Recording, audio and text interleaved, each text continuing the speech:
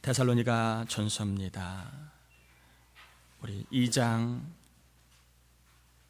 1절에서 12절까지 데살로니가 전서 2장 1절에서 12절까지입니다. 우리 한 절씩 교독하여 하나님 말씀 같이 봉독하겠습니다. 1절입니다. 형제들아, 우리가 너희 가운데 들어간 것이 헛되지 않은 줄을 너희가 친히 아나니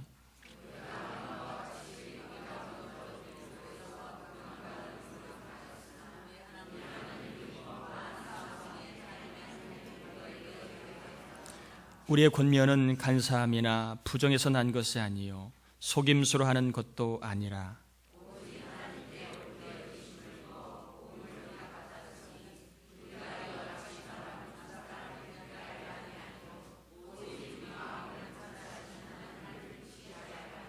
너희도 알거니와 우리가 아무 때에도 아첨하는 말이나 탐심의 탈을 쓰지 아니한 것을 하나님이 증언하시느니라.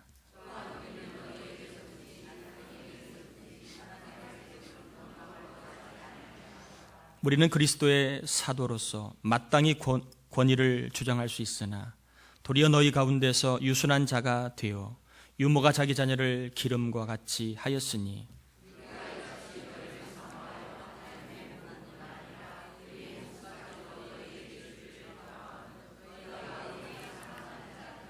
형제들아, 우리의 수고와 애쓴 것을 너희가 기억하리니 너희 아모에게도 폐를 끼치지 아니하려고 밤낮으로 일하면서 너희에게 하나님의 복음을 전하였노라.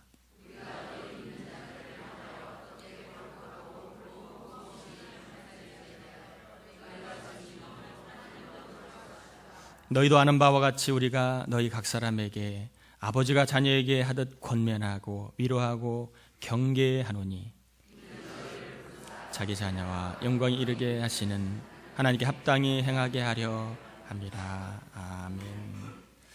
오늘도 힘을 다하여 예배한 여러분에게 하나님 한 주일 동안도 구원의 하나님, 소망의 하나님, 능력의 하나님이 함께 하실 줄 믿고 축복합니다. 오늘은 데살로니가전서 2장의 말씀인데요, 바울의 인재 만드는 법이라고 하는 제목으로 하나님 말씀을 전하겠습니다. 유명한 경영 컨설턴트인 램차란이라고 하는 사람이 제너럴 일렉트릭하고 P&G라고 하는 그 좋은 기업을 좀 연구했습니다. 어떻게 이 기업은 인재를 육성하는지 그 인재를 육성하는 법을 연구했습니다. 그런데 이 두 기업 모두가 중세 때 썼던 도제 제도라고 하는 것을 사용하는 것을 보게 되었습니다. 도제 제도는 말 그대로 제자가 스승에게 찾아가서 어느 정도 기술을 연마하고 그 기술을 이제 바탕으로 해서 어느 정도 최종적으로 작품, 어떤 능력을 만들 수 있는 능력이 되면 이제 그것이 이제 공인 인증을 받게 되면 가서 이제 자기가 사업을 하는 게 도제 제도입니다. 아마 기업들마다 좋은 인재를 발굴하기 위해 애를 쓰고 있는 여러 가지 난국이라고 생각이 되는데, 이 도제 제도를 통하여 기업들은 그 회사에 좋은 인재를 육성하고 발굴하고 양육하는 시도를 하는 기업이 있다고 합니다. 그처럼 인재를 만든다고 하는 것이 쉽지 않은 거지요. 그래서 인재를 만들기 위하여 기업들마다 사실은 많이 투자를 하고 있습니다. 그러면 기업들은 도제를 통해 인재를 양성한다면 우리 하나님은 저와 여러분을 믿음의 사람, 믿음의 인재로 양성하기 위하여 어떻게 하시는가? 또 사도 바울은 데살로니가 교인들을 믿음의 사람으로 발굴하기 위하여, 믿음의 인재로 키워나가기 위하여 어떻게 했는가 하는 것이 사실 오늘 본문의 주제입니다. 그래서 저와 여러분이 모두가 믿음의 인재가 될 수 있기를 바라고, 그리고 저와 여러분 때문에 우리 교회가 믿음의 인재를 발굴하고 키워내는 멋진 교회가 될 수 있기를 다시 한번 기대하고 축복합니다. 바울은 어떻게 데살로니가 교인들을 믿음의 인재로 발굴했는가? 첫 번째는 여러분 7절 한번 같이 보실까요? 7절 한번 같이 읽어보겠습니다. 우리는 그리스도의 사도로서 마땅히 권위를 주장할 수 있으나 도리어 너희 가운데 유순한 자가 되어 유모가 자기 자를 기름과 같이 하였으니. 바울은 데살로니가 교인들을 자녀처럼 길렀다라고 표현하고 있습니다. 기른다라고 하는 거, 이것이 오늘 본문의 중요한 단어입니다. 기른다라고 하는 단어가 헬라어로 달포입니다. 달포. 이 달포는 뭔 뜻이냐 하면 소중하게 여기다라고 하는 뜻이 달포입니다. 그러니까 바울이 데살로니가 교인들을 길렀다라고 하는 말은 무엇일까요?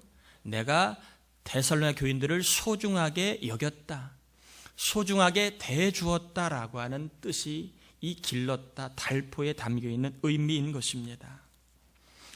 데살로니가 교인들을 소중하게 느끼도록 바울이 어떤 태도를 취했다라고 7절에 나와 있죠. 누구의 태도? 유모의 태도를 취했다고 되어 있습니다.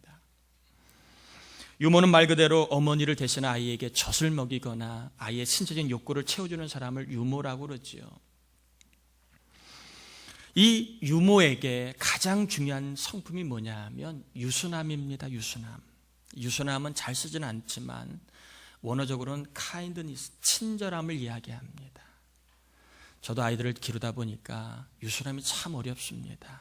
이쁠 때는 하염없이 유순하게 반응할 수 있지만 때 부리거나 고집 부리거나 억지를 부릴 때는 유순함은 온데간데 없이 마치 내 안에 사나운 또 다른 내가 나타난 것 같이 막 아이들을 다그치거나 부모임에도 불구하고 아이들에게 막 저의 혈기를 부리는 것을 보게 됩니다. 그러니까 유모에게는 어떤 상황에서도 친절함을 잃지 않는 유순함이 굉장히 중요한 요소이고 덕목이었던 것입니다. 그런데 이 유순함이라고 하는 단어가 제가 친절함이라고 하는 의미라고 말씀을 드렸지요. 즉 바울은 데살로니가 교인들에게 달포, 즉 소중하게 대우를 받는다고 하는 느낌을 갖도록 어떤 태도를 취했다고요? 유모의 태도인데 그 유모의 태도는 친절함이라는 것입니다. 바울은 데살로니가 교인들을 친절하게 대했다는 것입니다. 친절하게 대하다 보니까 데살로니가 교인들이 뭘 느꼈다? 바울이 우리를 소중하게 여기고 있구나. 그런 느낌을 받았다는 거예요. 바울이 친절하게 말을 건넬 때에 데살로니가 교인들은 바울이 우리를 소중하게 여기고 있구나. 달포의 느낌을 받았다는 것입니다. 바울이 데살로니가 교인들을 향해서 친절한 행실을 할 때에 데살로니가 교인들은 바울로부터 달포, 소중하게 여기고 있다라고 하는 느낌을 받았다는 것입니다. 혹시 제가 달포를 많이 쓰면 달포는 소중하게 여겼다라고 하는 것으로 여러분 이해하시고 들으시길 바랍니다. 바울이 유모의 태도를 가지고 친절하게 교인들을 대하니까 그 데살로니가 교인들이 달포의 느낌, 그 느낌을 받았다는 것입니다. 그러므로 우리가 믿음의 인재를 발굴하고 키워내려면 무조건 정보를 먼저 입력하는 것도 필요하겠지만 또 한 가지는 사람은 영적인 존재입니다. 그 사람에게 달포의 느낌을 갖게 해주는 것이 매우 중요하다는 것입니다. 달포의 느낌이 들도록 친절하게 말해주고 친절하게 대해주는 것, 이것이 인재를 발굴했던 바울의 인재 발굴법이라는 것입니다. 바울은요, 달포의 느낌이 들도록 유모의 태도를 취한 것뿐만 아닙니다. 친절하게만 행동한 게 아니었습니다. 8절 한번 같이 읽어보실까요? 8절 한번 같이 읽어보겠습니다. 우리가 이같이 너희를 사모하여 하나님의 복음뿐 아니라 우리의 목숨까지도 너희에게 주기를 기뻐함은 너희가 우리의 사랑하는 자 됨이라. 바울은요, 데살로니가 교인들이 달포의 느낌을 들도록 친절한 것뿐만 아니라 친절함이 진정성으로 느껴지도록 자기의 것을 나누고 부족한 자의 삶을 채우려고 하는 나눔과 채움의 삶을 실천했다는 것입니다. 바울의 카인드니스가 진정성 있게 다가오도록 바울은 자기의 것을 나누고 남의 것을 채우는 삶을 살았던 것을 보게 됩니다. 본문에 나와 있는 이 8절에 나와 있는 주다는 단어가 굉장히 중요한 단어입니다. 오늘 본문을 해석하는 중요한 단어 중에 하나가 기름과 주다는 단어입니다. 이 주다는 단어는 쉐어링한다, 나눈다는 그런 뜻입니다. 데살로니가 교인들을 사랑한 바울은요, 자기의 목숨, 자기의 가장 귀한 전부를 주고도 기뻐했습니다.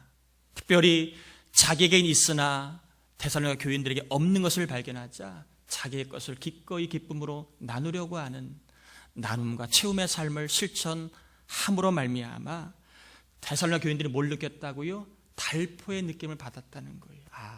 저 친구가 뭔데 우리를 위해서 자기 걸 나눠줄까?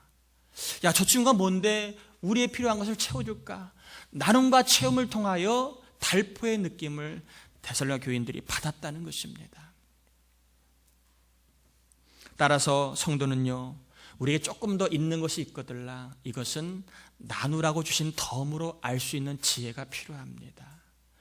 고린도후서 8장 14절에 이제 너희의 넉넉한 것으로 그들의 부족한 것을 보충함은 후에 그들의 넉넉한 것으로 너희의 부족한 것을 보충하여 균등하게 하려 합니다. 이 말은 무슨 얘기냐 하면 사도 바울이 고린도 교회에 예루살렘 교회가 어려움을 당하니까 좀 연보를 하도록 그렇게 했습니다. 근데 연보를 가지고 이제 예루살렘 교회를 연보를 이제 하는 과정에 주신 메시지입니다. 지금 너희가 조금 더 있어서 연보하지만 때 후에 너희가 어려울 때가 올 것이다. 그럴 때 하나님은 너의 연보한 행위를 보고 또한 너희를 채워줄 것이다. 영적인 채움의 법칙을 이야기합니다.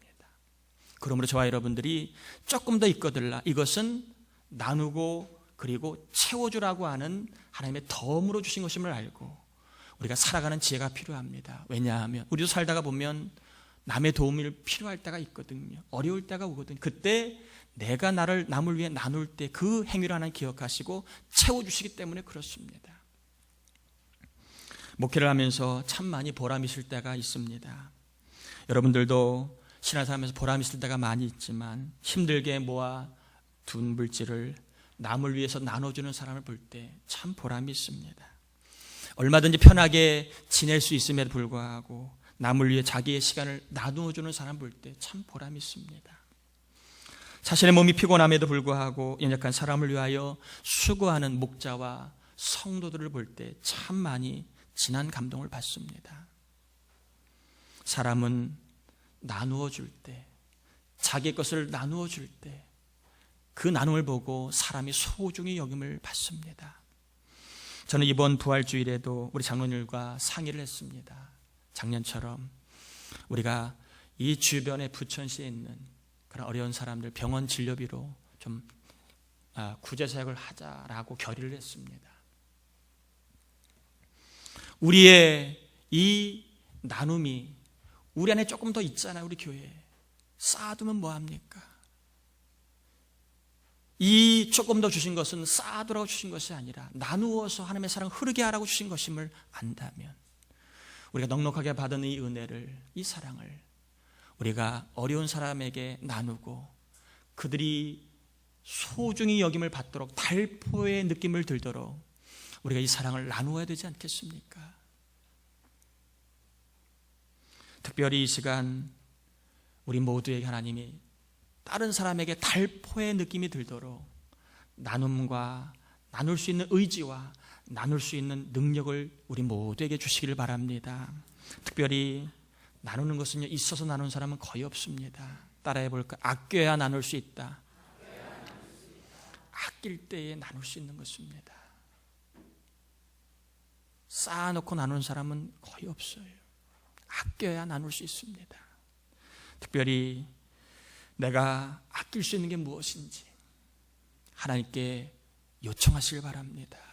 하나님이 지혜를 주실 줄 믿고 아낄 수 있는 그 무엇을 떠오르게 하실 줄 믿고 저와 여러분 모두가 특별히 나눔을 통하여 누군가를 달포하게 만드는 멋진 인생을 살기를 주의 이름으로 축복합니다. 상담학을 책을 보다 보면 참 혼란스러운 게 많습니다. 특별히 오늘날 의학서적을 보면 혼란스러운 게 많습니다. 그 중에 몇 가지를 소개하면 어떤 사람은 내담자가 요청을 하면 처방을 주지 말라고 하는 상담책이 있습니다. 또 어떤 책은 반대로 빨리 처방을 내려서 그 내담자가 회복되도록 도우라고 하는 책이 있습니다. 또 어떤 책은요, 내담자의 생각을 바꿔야 된다. 생각을 먼저 바꾸도록 주문을 합니다. 또 어떤 책은요, 내담자의 행동을 바꿔야 생각이 바뀐다. 먼저 행동을 바꾸라고 주문한 책도 있습니다. 근데 재밌는 것은요, 다 자기들이 치유율이 가장 높다고 우깁니다. 어떤 게 맞는 것인지 헷갈릴 때가 많아요. 결론은 뭐냐 하면 치유율이 가장 높은 것은요, 상담의 순서와 방법이 아닙니다. 치유율이 가장 높은 것은 내담자와 상담자 사이의 관계입니다. 상담자가 내담자의 말을 들어주고 돌봐주고 이해하고 그리고 그를 존중하게 여기면, 그에게 자신감을 주면 치유율이 높습니다. 그러나 아무리 세련된 학문을 가지고 있고 아무리 유창하게 말한다 할지라도 상담자가 내담자를 얕보거나 아니면 우습게 여기면 거기에는 치유율이 나타나지가 않습니다. 그러므로 치유를 가져다 주는 것은 방법의 문제가 아니라 관계의 문제라고 하는 것이 우리가 잘 알고 있는 내용 아니겠습니까? 마찬가지로 믿음의 인재를 만드는 것도요, 달포라고 하는 느낌을 먼저 갖게 해주는 것이 하나님의 방법이라는 것입니다. 세상은 어떻게 할지는 모르지만 하나님은 믿음의 사람을 길러내고 발굴하기 위하여 먼저 달포의 느낌을 들도록 친절하게 대해주고 그리고 내 것을 나누어주는 삶을 통해 상대를 달포의 느낌이 들도록 만든다는 것입니다. 그러므로 여러분, 사람을 소중하게 여기는 것은요, 태도의 문제입니다. 태도가 중요한 것입니다. 태도가 사람을 소중하게 여기게 만드는 것입니다. 사람은 누구나 자기를 소중하게 여기는 사람의 말을 듣고 그 사람의 기대에 부응하려고 합니다. 그런데 태도가 마음에 들지 않으면 아무리 유창하고 아무리 힘 있는 사람이라 할지라도 그 사람의 말을 귀를 기울이지 않습니다. 부드럽고 친절한 말과 행실로 그리고 자신의 것을 나눔으로 데살로니가 사람들을 소중한 사람으로 대했던 바울을 우리가 다시 한번 주목하고, 믿음의 사람은 저절로 되는 것이 아니라 내가 먼저 친절을 베풀고 내 안에 있는 것을 나눌 때에 믿음의 사람이 생겨나는 것임을 알고 살아야 됩니다. 그러므로 저와 여러분들이 좀 더 부드러운 신자, 친절한 신자씨, 나누는 신자씨, 남의 필요를 채우는 신자씨가 되기를 주님의 이름으로 축복합니다. 우리 옆 사람 인사 한번 할까요? 친절한 신자씨가 됩시다.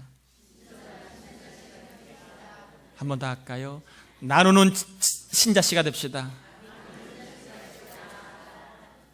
두 번째, 바울이요, 데살로니가 교인들을 믿음의 사람으로 양육한 두 번째는 뭐냐 하면 지속적인 양육의 과정이 있었다는 것입니다. 바울에게는 친절한 유머의 태도만 있지 않았습니다. 여러분 11절 한번 보실까요? 11절 한번 같이 읽어보겠습니다. 너희도 아는 바와 같이 우리가 너희 각 사람에게 아버지가 자기 자녀에게 하듯 권면하고 위로하고 경계하노니, 이 권면하고 위로하고 경계하노니는 이 양육에 대한 단어들입니다.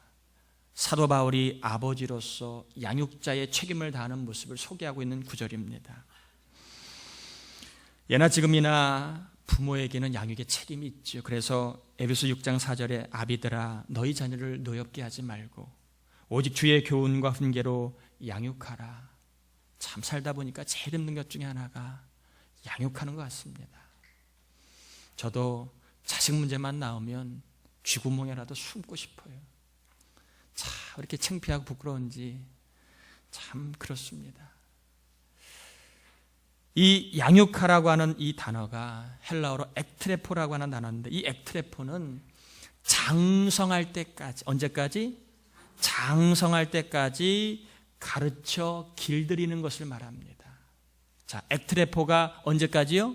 장성할 때까지 길들여 가르치는 것, 가르쳐 길들이는 것. 바울은 데살로니가 교인들의 믿음이 장성할 때까지 뭐 했다고요? 가르쳐 길들였다는 것입니다. 길들여 가르쳤다는 것입니다. 그러므로 목사가 해야 할 중요한 일 중에 하나가 바로 양육의 일입니다. 양육의 일. 교회가 해야 할 중요한 일 중에 하나가 양육의 일입니다. 양육의 일을 해야 될 중요한 이유가 12절에 나와 있습니다. 12절 한번 같이 읽어보겠습니다. 이는 너희를 부르사 자기 나라와 영광에 이르게 하시는 하나님께 합당히 행하게 하려 함이라.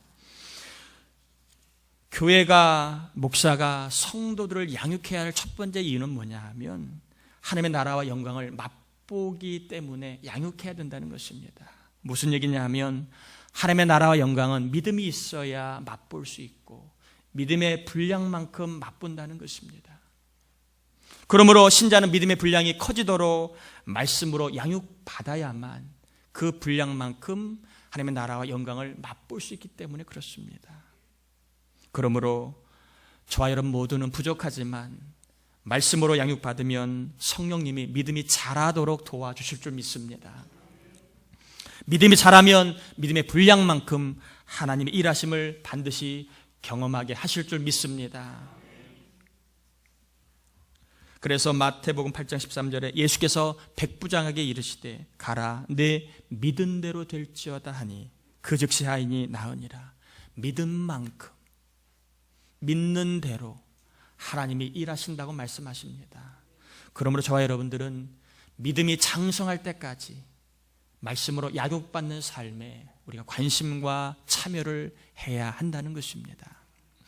두 번째, 목사가 교우들의 신앙을 양육해야 될 두 번째 이유는 무엇입니까? 바로 하나님 앞에 합당하게 살아가는 신자가 되도록 하기 위해서 그렇습니다. 대한민국에 태어나면 의무적으로 의무교육을 받습니다. 어린이집, 초등학교, 중학교까지 의무교육을 받습니다. 한 10년가량 받지요. 왜 의무교육을 나라에서 거참 많은 돈을 들여가며 시킬까요?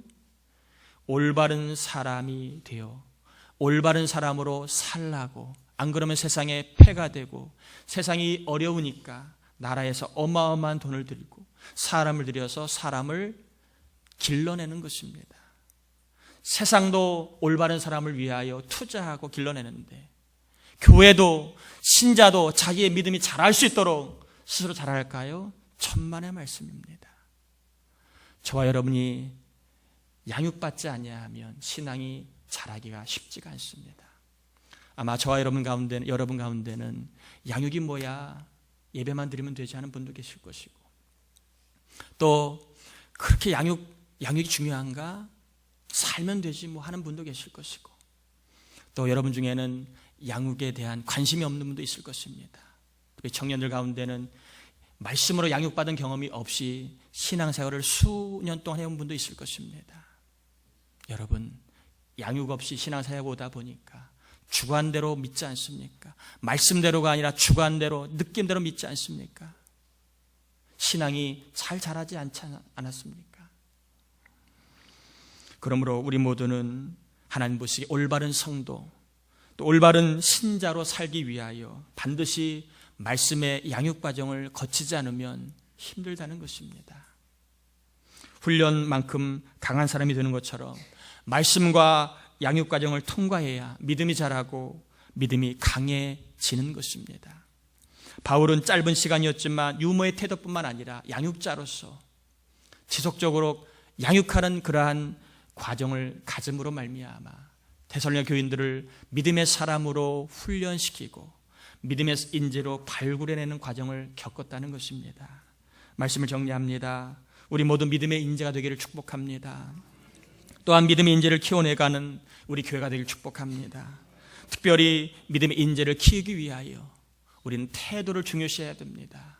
유모의 태도, 유순한 태도, 친절한 태도를 가지고 우리가 말하고 그리고 친절을 베풀고 더 나아가 나눔을 실천함으로 남을 소중하게 여길 때에 소중히 여김을 받는 그 무리 가운데 누군가가 믿음의 인재로 자라는 것입니다.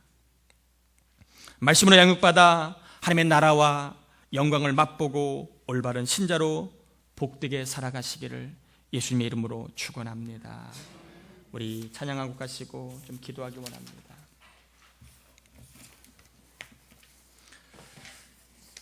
우리가 친절하게 베풀고 섬기고 나눌 때에 믿음의 인물이 되고 믿음의 사람이 발굴됩니다. 하나님, 우리의 섬김을 통하여 믿음의 인물이 발굴되는 교회, 믿음의 인자가 발굴되는 목장, 우리 교회 청년이 될 수 있도록 내가 섬길 수 있는 것은 무엇이고, 내가 친절하게 베풀어야 될 것은 무엇이고, 내가 나누어야 될 것은 무엇인가, 또 말씀으로 내가 믿음이 자랄 수 있도록 양육받을 수 있도록 길을 열어달라고 좀 기도하는 마음으로 찬양하시겠습니다.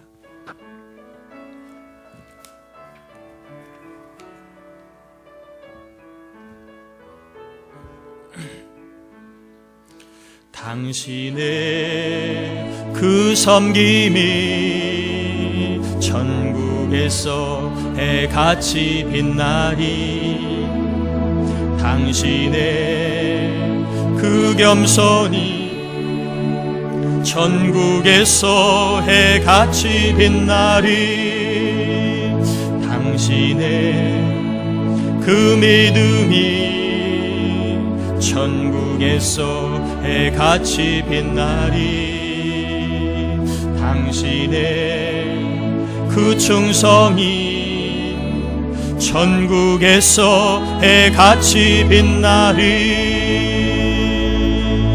주님이 기억하시면 족하리, 예수님 사랑으로 가득한 모습, 천사도 흠모하는 아름다운 그 모습, 해같이 빛나리, 당신의 그 순종이 천국에서 해같이 빛나리, 당신의 그 사랑이 천국에서 해같이 빛나리, 당신의 그 찬송이 천국에서 해같이 빛나리, 당신의 그 원신이 천국에서 해같이 빛나리, 주님이 기억하시면 족하리, 예수님 사랑으로 가득한 모습, 천사도 흠모하는 아름다운 그 모습, 천국에서 해같이 빛나리. 우리 같이 이 시간 이제 말씀을 받았는데 말씀을 놓고 같이 좀 기도하기를 원합니다. 내가 좀 더 유순한 태도를 가지고 친절한 태도를 가지고 말하고 행동함으로 말미암아 누군가를 달포의 느낌, 소중하게 여김을 받고 있다는 느낌을 주어야 할 사람, 그런 태도가 이제는 필요하진 않습니까? 또 내 안에 있는 건 하나님이 나누라고 주신 덤인 것을 알고 나눔을 통하여 누군가의 필요를 채움을 통하여 누군가를 소중하게 여기는 멋진 삶을 살 수 있도록 이런 과정을 통한 나 스스로 믿음의 인재가 되게 하시고 우리가 이러한 삶을 통해 믿음의 인재가 키워지는 교회가 될 수 있도록 특별히 양육을 받아야 믿음이 자랍니다. 예배를 통하여 말씀을 통하여 양육받아 믿음의 분량이 자라게 하시고 또 믿음의 분량이 자람으로 하나님의 나라와 영광을 볼 수 있도록 나의 믿음을 자랄 수 있도록 도와달라고 우리 같이 이 시간 기도합시다. 하나님 아버지 감사합니다. 우리를 사랑하시고 우리를 붙잡아 주신 하나님 아버지 감사합니다. 이 시간 저희들 입을 열어 하나님 앞에 나아가 기도하오니 오 사랑의 하나님 아버지, 오 자비의 하나님 아버지, 은총과 자비를 간절히 원하옵나이다. 하나님 아버지, 이 시간 믿음의 인재를 키워내는 믿음의 인재가 되는 우리 모든 성도가 될 수 있기를 원합니다. 우리 청년들도 믿음의 인재가 될 수 있도록 도와주시옵소서. 오 하나님 아버지, 이를 위하여 달포의 느낌을 들 수 있도록 우리 더 친절한 모습, 내 것을 나누는 사랑의 모습이 필요합니다. 우리가 달포의 느낌을 들게 만들 교회가 될 수 있도록 우리 교회를 축복하시고 우리 가운데 믿음이 자랄 수 있도록 믿음의 훈련이 자랄 때까지 양육하는 교회, 누군가를 양육시키는 능력 있는 교회가 될 수 있도록 도와주셔서 하나님 나라 영광을 맛보는 교회가 될 수 있도록 우리 모두를 도와주시옵소서. 감사합니다. 믿음의 인재가 되고 믿음의 인재를 키워내는 교회 학교 목장이 되게 해 주옵시기를 예수님의 이름으로 기도합니다. 아멘.